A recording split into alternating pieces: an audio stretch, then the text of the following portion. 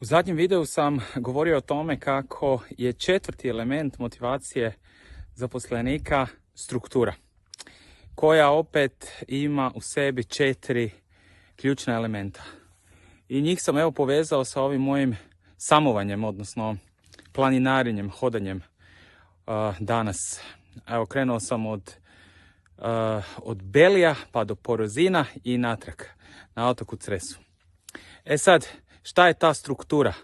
Šta je ključna za motivaciju? Prvo, imam cilj, imam neku strategiju. Znao sam da hoću doći od Belija do Porozina i natrag. I već sami cilj me je nešto šta mi je gušt.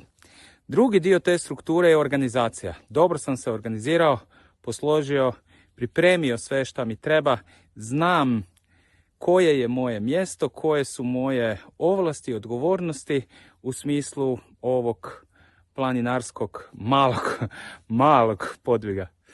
Treća stvar je komunikacija. Osigurao sam kvalitetnu komunikaciju sa suprugom i sa aplikacijom koja prati moje kretanje, ali isto tako ako negdje zaglavim, izvrnem nogu ili ovako nešto, da je ta komunikacija dovoljno brza i protočna da svako ko treba dobije tu informaciju.